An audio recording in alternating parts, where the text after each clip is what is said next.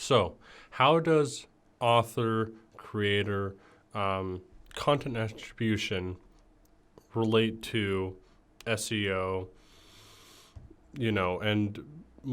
attribution? That's what I'm going to be talking about in today's episode of the BB&J podcast. I'm your host, John Lint. Let's get into it. So, when I'm talking about this thing of, author, creator, it's different than date created, it's different than location, these different aspects of metadata. What creator tells you is who made this, The creator meta tag informs, platforms, search engines, people, because people do check this sometimes. Who took this photo? Who wrote this article? Who created this page? And it's definitely something you see, especially with blog posts and images. So those are going to be the two that I'll kind of focus on today, because that is where creator is so absolutely important. To start off, creator in blogs, I think we can understand why the creator of a blog is important to know, right? We need to know who the author is. If I pull out a newspaper, if I go to my phone and, look up Washington Post, local newspaper, whatever, online, it'll say the creator too. If I go, if I go to a blog, it logically follows, right? A blog should have the author, because whenever you write something, there's a person writing it, and it has an attribution. So when you are creating a blog on WordPress or Squarespace or whatever it is, unless it's assigned to your username, and that can't be changed, which usually isn't the case, you can change who the blog is attributed to. So, beyond just signing off as yourself, understanding that and utilizing that is very important, right? For that SEO, because now it's going to say this isn't just a blog. This is a blog written by John, This is a blog written by Mark. It's a blog written by Jen, That attribution is important, and it provides for that context. Context is king with SEO, Your ideal content should be as understandable to a search engine as humanly and computationally, I guess, possible. So when you are creating a blog, you will see the option to attribute to an author, or you'll see the option, to change based on the users that are on that platform. I know that that's the case with Squarespace, where you can assign it to a specific person. And this really helps because, if you're using someone else's account, then you still want to attribute it to yourself. WordPress, I believe you write it out. And that, allows for, if it's a generic guest writer user, then they can still include their name, right? If it's a case where you're writing a blog, attribution, giving credit where credit's due, it's designed to be easy, and it should be easy, and you should be doing it. It's really that simple. So when we're talking about creating blogs, we're talking about, well, what goes into that. You're doing all your other things. You're tagging, you're creating that context, and that one of those context things needs to be author. Now, there's a special caveat where, if someone, so we'll have cases where we're helping to create content, right? And so I will write a blog, but I'm just transcribing the content that someone else did, recorded in a video, for example. I mean, that's great, right? Because, we have these people who, and these business owners who have the time to record a video and can do that very comfortably, but might not have the time to go through, write a blog on top of all the other stuff they're doing, check it for errors, send it off, do the editing process, yada, yada, yada. That's a lot of work. So that's a case where it's a lot easier just to transcribe that video, and now you have a blog post, right? Well, the author in that case would be you would attribute it to the speaker in the video, right?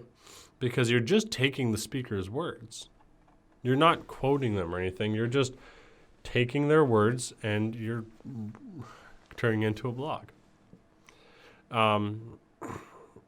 But critically, when you are building this authorship, you will be able to, if you're trying to write somewhere else, if you're trying to apply somewhere else, usually take all this stuff and say, I wrote this. It has my name on it. Attribution is important. If you have someone working for you who, is writing blogs, that attribution is important because, you want to help them succeed, right? You want to help them build their resume and repertoire. Part of that is social proof, is showing that hey, I did this stuff. The second thing that I'd like to talk about with with authorship is images. Images are also incredibly important to have proper attribution for, right? If a photographer takes a great image, they should be credited.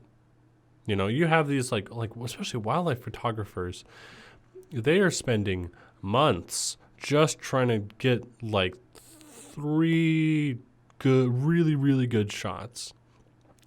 And so they might take thousands of photos, but those 3 are the ones that make the whole thing worth it, financially. But I think just like we can understand, if you read an article in a newspaper, it'd be weird if there wasn't a listed author. That's not cool. Same thing with images and photos, right? Photos especially. Someone took that photo, right? That person should be credited. If you can talk about fairness or whatever all you want, but you need to attribute. You need to provide proper context. This person took this photo. You can say this person took this photo in this place on this date, and here's the title and here's all text, But it is part of the larger picture of providing that context. So it's important as you're moving around these photos, putting them on different platforms, copy pasting and all that, to keep as much of that context as you can. And one of the big things is author. So if someone took that picture, they are the creator of that picture, and they will always be the creator of that picture. In fact, if you go to most images and you look at their properties, it will say who created that. One of the platforms we use for to find like stock images, stock photos, videos, which like it really does a really great job, a thorough job at all of that. They, if you look at the properties, they will always have the author included. They will include things like the data was taken and all this context, so you don't have to worry about it. Because like, I mean, that's the thing, right? I know about all this stuff, but do I necessarily, and I understand all this stuff, but is this necessarily a good use of my time to figure all this stuff out and constantly do it? No. But if there's a platform I can go to, or I can consistently say, I know that all of this context is already there on these images, and if I just keep the images and then, use them, I know that the context will be maintained. That makes your life a lot easier. That makes your content more powerful. When you get into the world of not necessarily images, or not necessarily like photos, but like images created, then it gets a little trickier. Then you need to go a little bit more mindful about how you're creating it and how you're structuring it. So if I go into Microsoft Paint, for example, totally free, pretty basic, but it gets the job done, sometimes.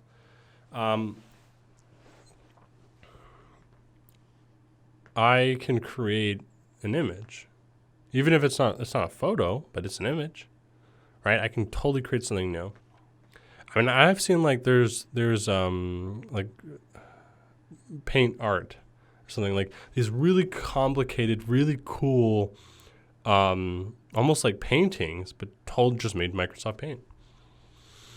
And even in that case, like when you're saving that file, when you're creating that JPEG, PNG, whatever you're making, you need to make sure that you go in the properties and attribute the proper author, because that's going to keep that context. And that's what it's all about, right? That's why I'm recording this podcast. That's why I'm talking about the metadata, right? Because you're providing context, both for the readers, the viewers, and the search engines, and context will always be incredibly important. On that note, I'd like to thank you so much for listening and or watching. Make sure to like and subscribe, and if you have any questions, seriously, leave a comment. I read the comments. I'll try to address the things that you talk about, and I really do appreciate feedback. But yeah, like I said, that's about all I have for you today. I'll see you next week.